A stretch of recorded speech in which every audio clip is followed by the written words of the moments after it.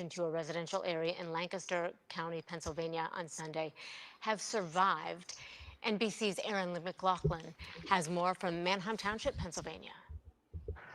Hey there, well, the crash happened just behind me in the parking lot of that retirement community. It was around 3 o'clock in the afternoon. We spoke to witness who told us he saw the plane crash, immediately called 911 and raced to help. The fire was so hot. I was covering my face and the smoke was so thick. And at that point, cars were on fire and they were popping and explosions. Incredibly, according to emergency response officials, all 5 passengers made it out of that plane on their own, now being treated at a local hospital, 3 of them being treated at a burn center. In terms of the cause of the crash, well, that remains unclear. According to air traffic control, a passenger on board the plane reported that a door was open. A door was open. That's crazy. 3:47 M. 14. Okay, hold on. Wait a minute. Let's see what's up with this 3:47 right quick. I just now see. I like the number that was on the plane. Let's just see. Maybe it's nothing. Maybe it's nothing. Hopefully it's nothing. Nope. It's the 69 prime number. And like I've been saying, these numbers, even though 69 doesn't have a prime number, it is attached to another number. And I can show you right quick. If I have my date thing up here, it's not. All right, so that's cool. But just see, 347, that's the number that was on the plane. It's a 69 prime number. Let's go up here. Let's do something right quick. Because I do believe today is the 69th day of the year. Yeah, so it's 69th day of the year. So let's do this. Let's take this up to 21.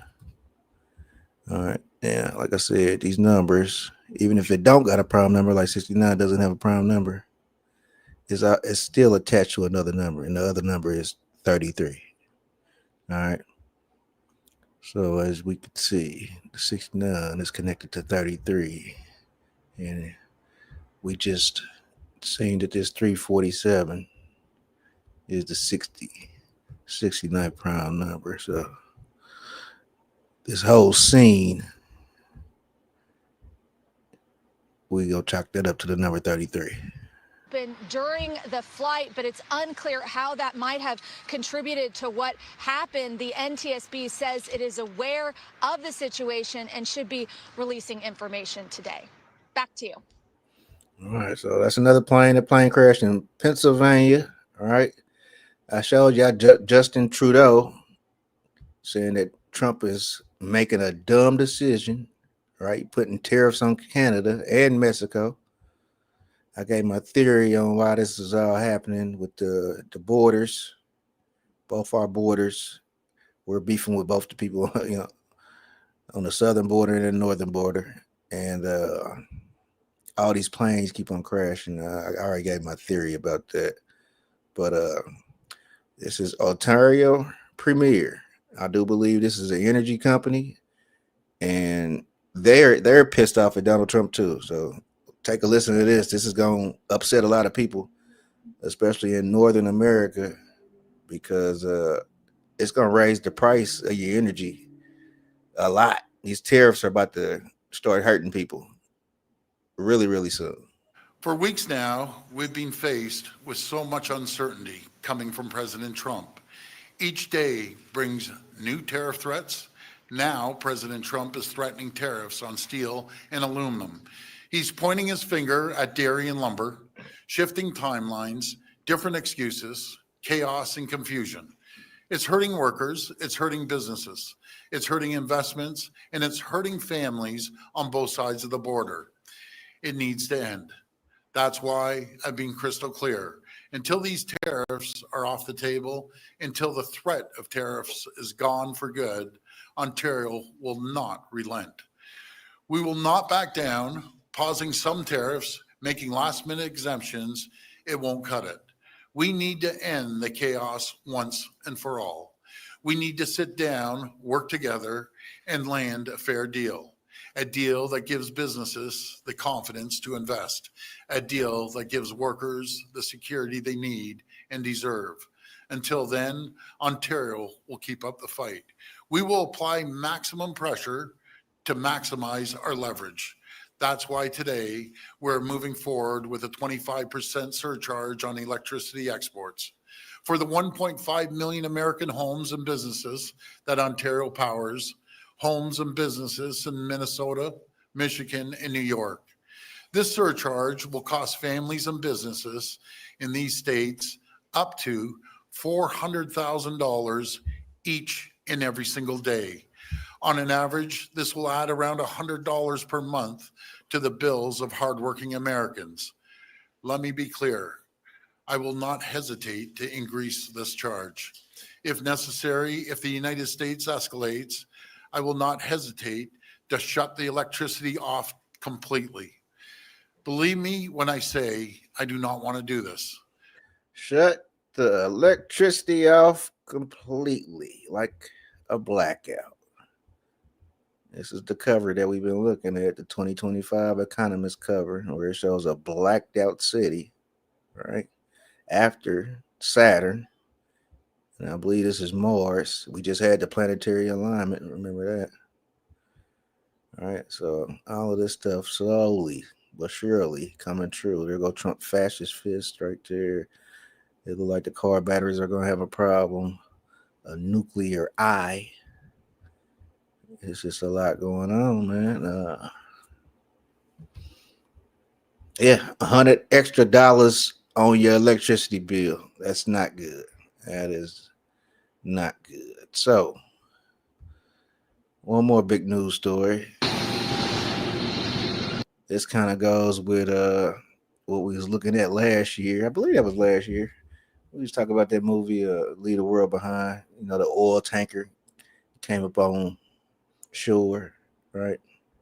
It's kind of like a wreck, right? Well, we got a cargo ship collides with a jet fuel tanker near UK, and it's a lot of fire. And this was today, all right? So we got another boat crash. The last major boat crash was the one that happened in Baltimore, the Baltimore Bridge collapse, all right? Baltimore Bridge collapse.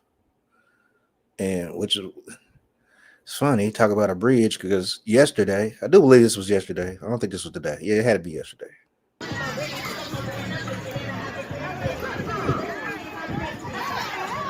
A lot of people and celebrities went down here to Edmund Pettus Bridge. This is the bridge that was in Selma, Alabama. All right, remember the March on Selma? This is the bridge. All right, and people were there. I struggle to say celebrating, but I guess that is what they're doing. They like they're having a good time too. And you know, they sang. We could get another look at it.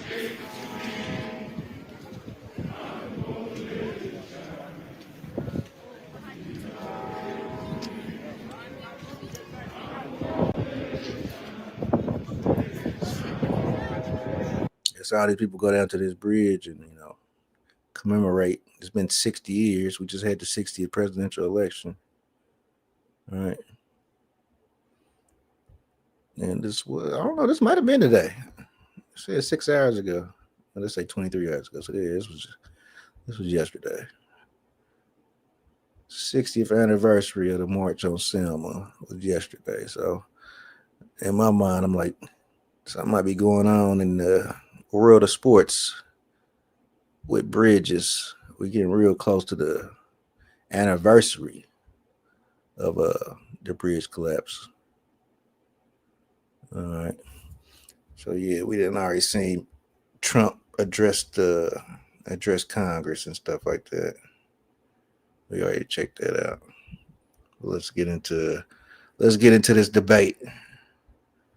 This is the debate with the same guy, the European guy, Andrew Wilson. He's very, I'm sorry, I'm not trying to I'm not judging this debate, so I could be a little biased. That dude, Andrew Wilson, is pretty. He's just an asshole, man. But he gets in a debate with Zachary Hubbard, right? This is the guy who taught me and a few other people about gematria, numerology. Well, I ain't gonna say numerology, about gematria. Lloyd Strayhorn, I'm gonna pull him up too. I'm gonna go ahead and pull him up now so we don't forget him. Because we're gonna have to come, but we ain't gonna do him. Not do him, but we ain't gonna look him up today. But we gotta have Strayhorn on the horn. All right. This is one of my favorite people in the world, Lloyd Strayhorn, the number one numerologist in the world.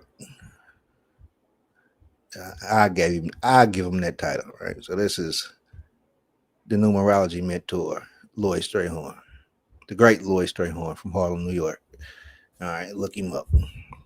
Numerologist, the number one numerologist in the world. All right. So let's get back to Zach. Zach, the top gematria guy in the country.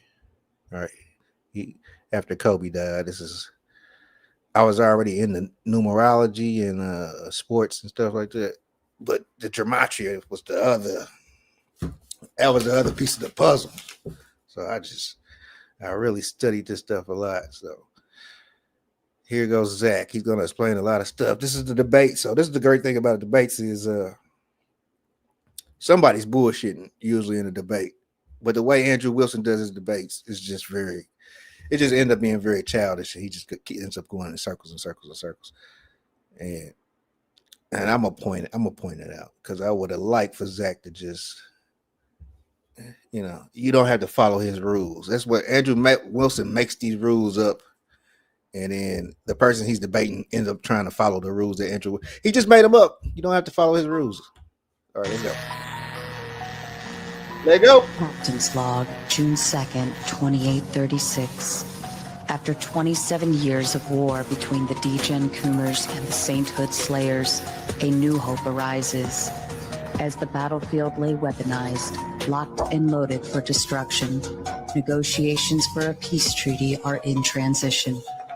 The moderator has arrived at Station 42. Can this war be ended? Will the Coomers and Slayers find a middle ground? Abort mission. I repeat, abort mission. Negotiation failure. Abort mission.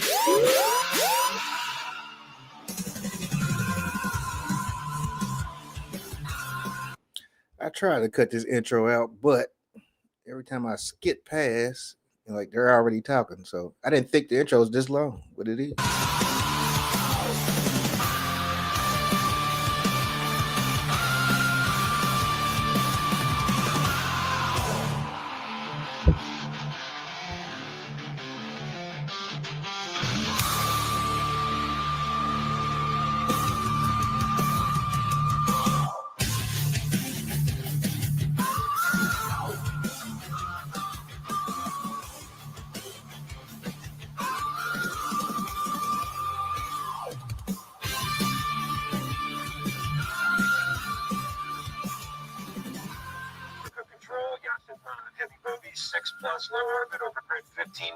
No joy, Yashinmon. Then go to your window and look up their biggest tracking asteroid. Copy, Yashinmon. Still blind. Got some kind of system-wide crash in the defense grid. They're on track or something right goddamn now, because we got Boku inbound, and they're not carrying flow. Take one, Yashinmon. We don't have one.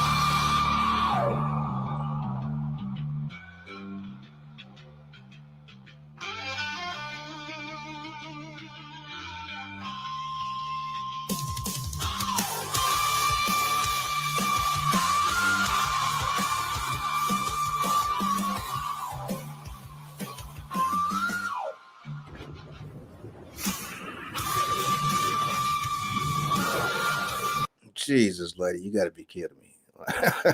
Why is this intro so? You could cut this in half.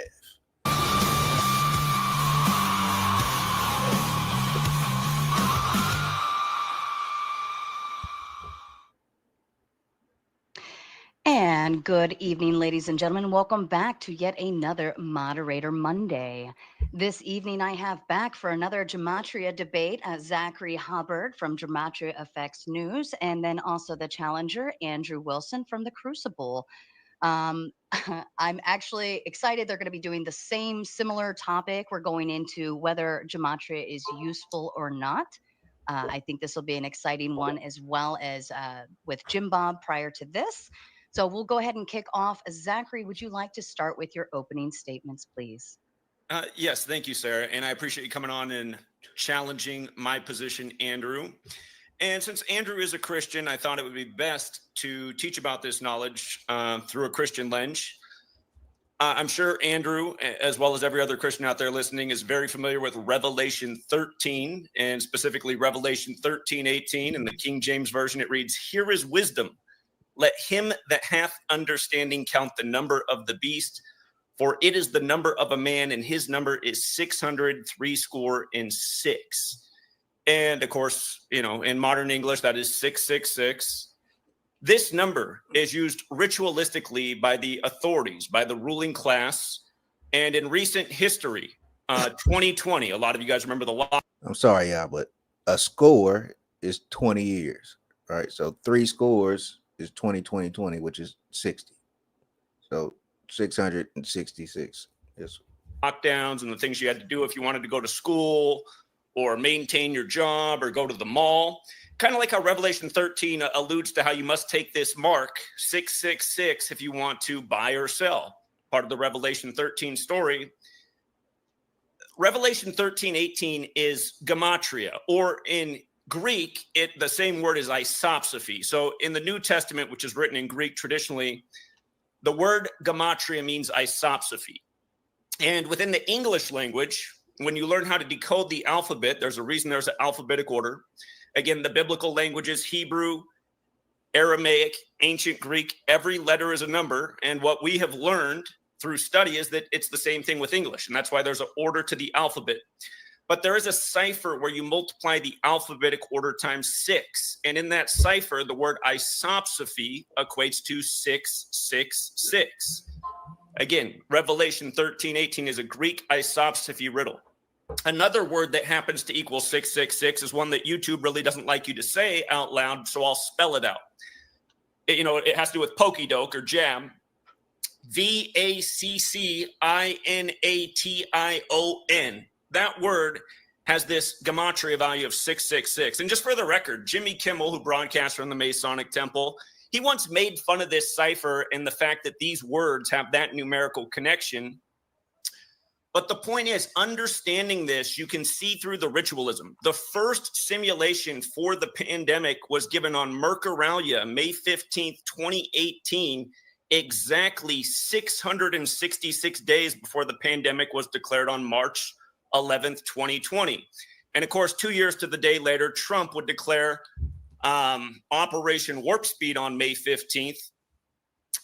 We'll get into how Trump runs on MAGA, the highest degree of the Church of Satan, and how the sister simulation of Cladex, which was given 666 days before the pandemic was declared, how it was Event 201 and why it was titled that, and why it was on 10/18, October 18th, like how in the New Testament, Satan comes to earth in Luke 10:18. I don't want to be too long-winded, but I'm going to stay with 666 tonight and help people who are Christian understand why, again, if you have wisdom, you will know how to calculate the number of the beast and why this can be very relevant to your life, potentially even life-saving.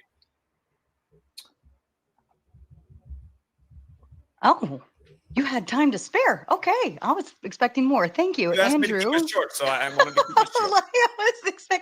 I apologize. Andrew, to you, please. Oh, you're muted. That's probably the only L I'll take tonight, is that I was muted in my opening statement. So just very quickly, you could have done that better by sourcing the Iron Maiden version, which is something like, "Bow to you of earth and sea, for the devil sends the beast with wrath, because he knows that time is short. Let him who hath understanding reckon the number of the beast, for it is a human number. Its number is 666. It sounded way more ominous when they did it. I'm just pointing that out. So anyway, so back to this. Gematria is complete nonsense, and it's easily falsifiable. And actually, Zachary, you're going to do me a great favor tonight. You're going to falsify it for us, and I get to watch you do it. I do this to what me and Jim Bob refer to as, quote, Gematria tards all the time. Well, you seem like a decent enough fella, and I'm not going to take the evening to insult you, unless, of course, you start the insults first. Anyway, it's pretty simple. The object here is that math is a universal. If it is universal, it should be able to be applied universally. He says that numbers don't lie, but numbers lie all the time. For instance, have you ever taken a measurement of something and been wrong? Oh, maybe you were off by a half inch. You were off by a quarter inch, right? Yeah, that's because you're a dumbass. It ain't because the ruler's fucked up. Right? Because it requires an interpreter. So how do we know that you're interpreting these numbers correctly? How do we falsify it? In other words, how do we falsify? Like, what can I compare to make sure that we could actually falsify this in a scientific way? Well, you don't have anything. You have nothing. You have a cipher, right? Gematria, in fact, there's multitudes. I have the Gematrinator here. I don't know. You're probably aware of the Gematrinator. It was built in my honor, just if you don't know. Yeah. Yeah. The Gematrinator. Okay. The Gematrinator has multiple different Gematrination machinations in which we can use. Interestingly enough, though, you also claim that this can only be done in English. What about Old English? I did not claim that. Oh, okay. So it could be done in Chinese, Japanese, dirty knees. Look at these. It can be done in all those. It can be done in all those languages. I specialize in English. I learned about it from a 1926 publication by Manly P. Hall. But just to understand, it didn't start in English. Again, this was part of Hebrew, Aramaic, Okay. ancient All right. Greek, Hang on. I languages. wasn't actually asking a question, right? It's my opening statement. I'm just pointing this out. So just very quickly, I'm just going to reclaim a little bit of time there. Here's your history of failed predictions, Zachary. Obama's assassination on August 29th, 2014, total failure. Assassination on March 15th, 2015, total failure. You then predicted Obama's assassination October 19th, 2015. Never happened.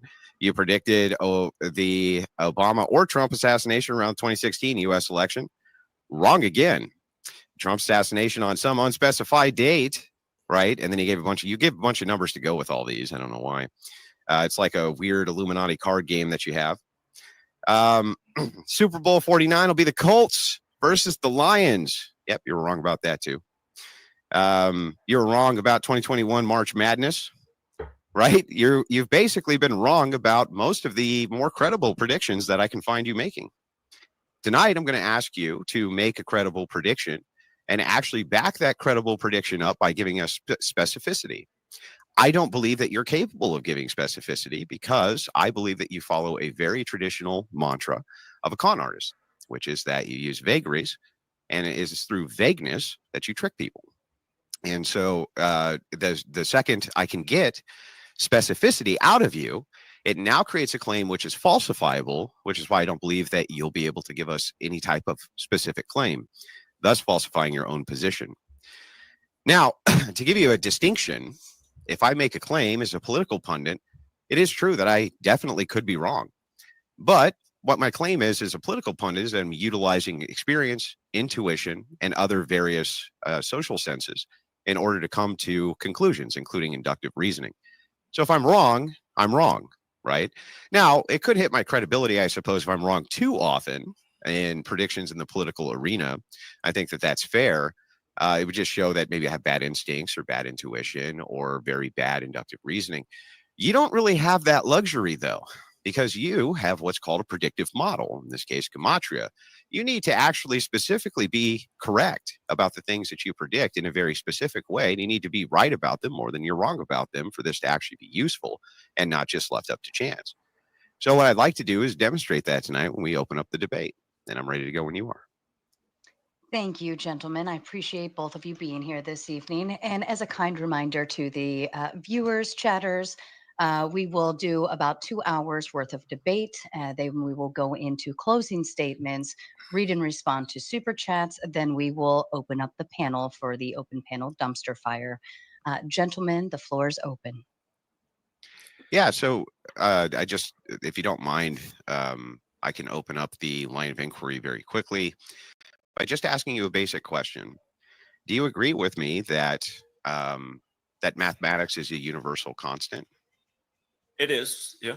Yes. Okay. So then you would have to agree that universally, whatever mathematic expression you had, in the case that I would point to would be logic as a mathematical expression. Regardless of the language, propositional logic is going to be the same. There's no choice, because what the hell is in the background? You're so used to that. Stop it.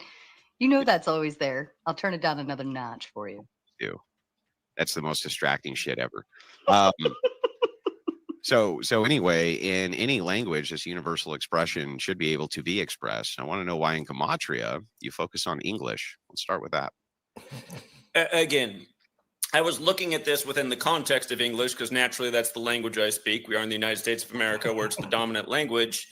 And I was trying to understand what I was seeing for over a decade with regards to numbers being used in ritual and big news stories and sports games, seemingly numbers being inserted into news articles that just didn't need to be there. They didn't really add any meaning to the story. It almost seemed like they were placed there ritualistically, the same number used multiple times in a story. What kind of numbers? Honestly, the number that I saw the most in the news that was unexplained to me for the longest time was 47. It seems like they like to put the number 47 in news stories. There's two numbers right behind you, Zach, in the movie poster. An awful lot. And lo and behold, there is a reason for that. Okay, so you have a newspaper clipping handy by chance of this number so I can see it in its context? Well, I mean, if you followed my work, I often bring up the ritualism of 47 in the news. I don't have an example right here in front of me at this moment, but for anyone who's followed my work, it's a very I know hindsight is 2020, but like there's a movie poster right behind me with the number "Murder by Numbers." Sandra Bullock, a very known actress. I mean, it's right there. recurring pattern. And just for the record, in Gematria, news happens to equate to 47. I didn't know that for the first 13 years of trying to figure out why that number was so omnipresent in stories. Okay. Yeah, go ahead. You were explaining why in English, why you do this in English. Okay, so again, I saw a correlation with this seemingly happening in our country, and I was trying to figure out what it could be about numbers and ritualism. And through my research, I discovered that numbers are important to Masonry. They like to etch on the temple all is number, the Pythagoras quote. Of course, Pythagoras, a Greek. Some people say he's the first Freemason. The New Testament, the entire Bible is really a book full of numbers. Of course, the fourth book in the Bible is titled Numbers. From learning about Freemasonry, I learned it was based in Kabbalah. Within Kabbalah is where this study of letters and numbers comes from. The physical model for Kabbalah is the tree of life, which is mentioned in Genesis 3:2-2. And the tree of life has 3 pillars and 22 paths. It talks about knowing good and evil. If you look into Kabbalah in the tree of life, there is a... Can I show you something real quick? Because he brought up the 3:2:2. This just happened. Your boy.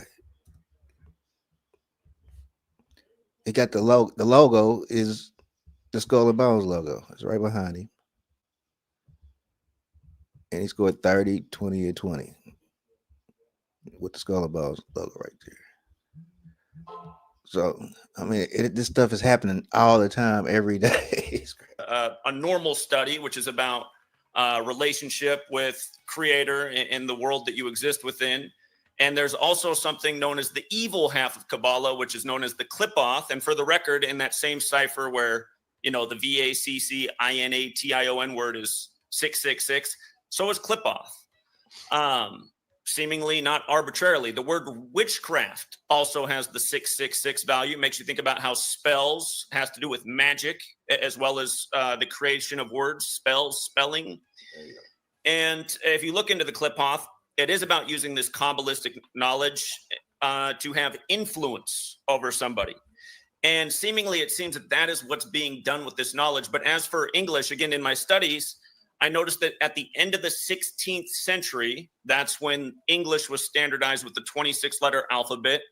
And that is also when the Gregorian calendar was implemented by the Jesuit priest Christopher Clavius. In fact, today is the anniversary of the Gregorian calendar being implemented. It happened in history on February 24th. And ultimately, that's where my research has led me to, that it's the Jesuits who created this system with the calendar and the language and seemingly used the Bible like a playbook as we'll get to, and it Like is Club of Rome stuff, you mean? Go ahead. Club of Rome stuff. Club of Rome established April 7th, 68, 3 days after the assassination of Yeah, I'm Martin very, Luther very familiar with Jr. the Club of Rome theory. So anyway, there's holes in that, and we can get to that too. But just very quickly, do you realize that the number one number which is found in newspapers is 10, not 47? Its most recurring number in newspapers is 10 because of top 10 listings, top 10 this, top 10 that. I'm not even sure that 47 is in the top 10 of the most recurring numbers inside of newspapers. It seems like you're taking that number specifically because you can tie it in with other things that also in some way loosely correlate to 47. Here's how I can demonstrate this for you. Do you have the Gematrinator? Do you believe that the Gematrinator actually, if we feed it various words, can gematrinate their meaning for us? How exactly do you mean that? Well, like for instance, if you were to take, you're talking about the jabby stabby, and you keep on saying that it's 666 is tied into the jabby stabby, right? It is. Yeah, but I think that what's going on is that you're taking a loose correlation of opposite events, and I could take an equal amount of correlated opposite events and come up with a wildly different number than 666. And I don't know how you could falsify that. Well, you can try and make your point, and then I'll give you my rebuttal if you'd like to do that. Yeah, so anything which you come up with to reach the number 666 when it comes to the jabby stabby is going to be loosely correlated events which come up with a word by your definition that's going to equal this number. But what you have to do is you have to take a series of events which fit X other event to come up with this word to confirm your bias. What I'm saying is that I can equally take that, put it in the gematrination machine, which I have up now and I'll put in front of my audience, and prove to them and demonstrate to them that I can come up with a completely different number than 666. So can you tell me how you came up with 666? Again, the cipher where VACCINATION equates to 666 is known as Sumerian gematria or gematria. It's just where the alphabetic order is counted by 6. A is 6, B is 12, C is 18, D is 24. Is it the actual word vaccine? Say that again? Is it the actual word vaccine that equals 666? Well, again, I'm spelling out loud. VACCINATION. Ah, I see. Now, are there other words that equal 666? Of course there are. How many? That's a good question, but you don't know. Let me make a point real quick, Andrew. wait, hang on, back up. Go ahead, and then I'll make my point. It's pretty important for you to know how many other words would equal 666. As after all, there could be other words which are non-nefarious whatsoever that would equal 666. Wouldn't you agree? I would agree. Yeah. So why is it that we should put value on this one word? Like, for instance, why would it need to say shun? Why couldn't it just say een? Why couldn't it be INE instead of TION? Why not? Why does that not equal 666? It sounds like selection bias, right? Well, again, we can get into the ciphers and the other variations of the word vaccine and where this all ties together. But to make a point about 666 and also the date that the simulation happened in light of the Christian lens, again, for anyone who wants to look this up, CladeX was the first simulation of 2 simulations about the C-19 pandemic. And again, the first simulation was May 15th, 2018, exactly 666 days before the pandemic was declared on March 11th, 2020. Now, the thing about May 15th is the majority of the world writes that date 15/5 like 155. If you just take the most simple cipher, the alphabetic order, and you spell out the actual name of the virus, CORONA, virus, spell that word out, it equates to 155. In the same simple cipher, Christianity equates to 155. Now, in Sumerian gematria, where you multiply times 6, they both equate to 930. And Andrew, why would 930 be interesting in light of Christianity? Well, hang on. Before we get into that. Oh, hold on. No, let me finish my point if you don't know the answer. Well, you just asked me a question. Right. I'd like you to answer the question. I have no idea. Why would 930 be relevant to Christianity? In Protestant Bibles, the Christian section begins with Matthew 1:1, which is the 930th chapter of the Bible. Okay. The 930th chapter is where the Christian section begins. Mhm. And again, what is the first book of the Bible called? Genesis. The first, well, that's true in the Old Testament. Excuse me. What's the first book of the New Testament called? What's it called? Matthew. Okay. Matthew. But you hear the word math in it. And how does Matthew begin? How does it begin? It begins with the 42 generations to Jesus, correct? Well, let's take a look and see if that's how Matthew begins. Well, I thought you would know as a Christian. Matthew does begin with the first 42 Well, hang on. generations to Jesus. Let's pull. Hang on. Let's pull it up. See, you have to be very specific here, right? And So I just want to make sure. I just want to make sure that what you're saying to me is actually true. So just hang tight. We'll pull it While up. he's looking that up, also, I let him get away with his little cheap shot about things we've gotten wrong. You guys should look into the resume of the things we've gotten right. It's unprecedented and it's undeniable. And we can come back to what he brought up in the beginning because it also wasn't quite accurate what he said.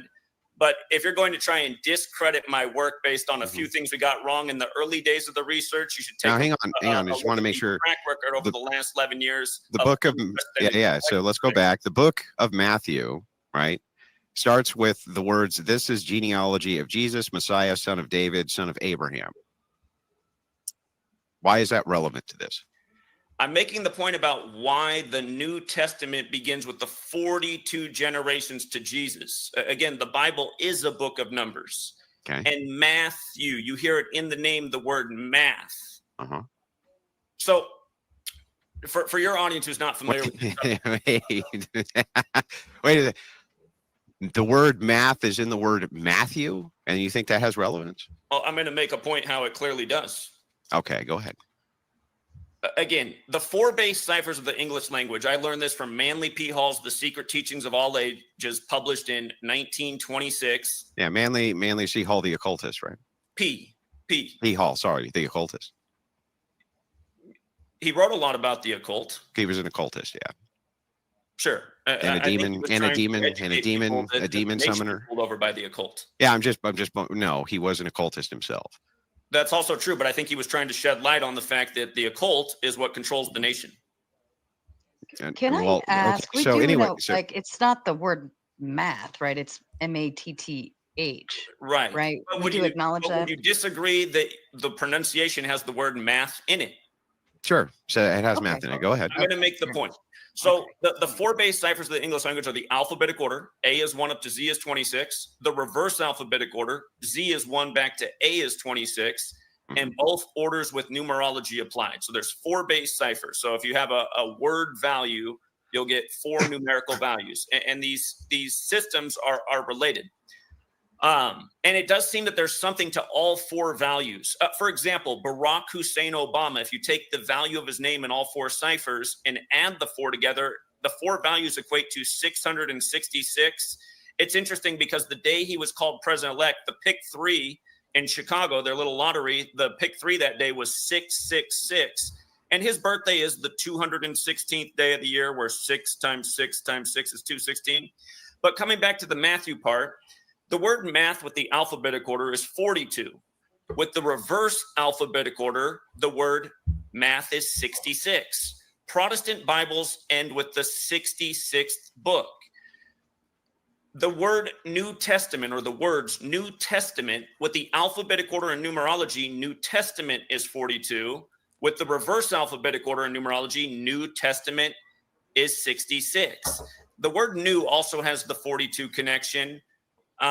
We can come back to the 42, but the point I'm making is, and just for the record, Matthew equates to 27, like there's 27 books in the New Testament. Yeah, but how come we don't? Yeah, so how come you're using for this 66 books instead of 27 books? Well, there's 66 books in the whole Bible. There's Yeah, but there's 27 26. There's 27 books in the New Testament. Correct. Matthew. So how come? So how come we side with 66 over 27? Well, I'm just looking at the complete Protestant Bible. Yeah, but why? Because that's the way the book is. Yeah, but why are you looking at that is my question. So again, it sounds to me like you're tying unrelated facts together for no particularly good reason. What is the relevancy of the Bible itself having, the Protestant Bible having 66 books? How is that actually relevant? Why shouldn't we instead say, no, the Protestant Bible has 27 books? And then the Old Testament has X amount of books. And then we decipher it that way rather than using 66. It is one complete text. I mean, it's hard to get a Bible that's just the New Testament. I have No, a it King isn't. James version right here. Yeah, it's not hard to King get a James. Bible that's just the New Testament. That's not true. One. Just And just two, for the record about what I'm saying. Again, the King James Bible. why do we go? Please answer my question. This is my question. I'm going to repeat it for you. Why is it that when you put the cipher together, you don't go with the 27 books of the New Testament instead of going with the 66 books total? Why instead go with the 66? How did you come to the realization you should go with 66 instead of 27? If you can give me a minute here to answer your question and put it together, I just want you to see how it's all connected. So I'm sure you're aware of the star athlete who's known as King James, correct? LeBron James played for the Cavaliers in history named after King Charles, who was the son of King James. LeBron, when he won his first NBA Finals. I've never heard anybody call LeBron James King James, dude. That's crazy. That's his nickname, King James. He won the only final for the Cavs on the real King James's birthday, June 19th. Even let it. So I don't watch sports. You could be right about this, that his nickname is King James, right? You could be, and I could just not. Please just listen hang so on, you hang understand. on, but hang on. It's really important that we go through this an item at a time, because you do like to do this thing, sir, and you can't say I haven't given you plenty of speaking time. But I actually really do need you to concisely tie these points together for the purpose of the debate, or we can't get anywhere. I'm going Okay, to. do it concisely, please. Go ahead. I'm going to, because what people need to understand about my work is I'm showing how these people use the Bible as a playbook in ritualism from the news, like a scandemic,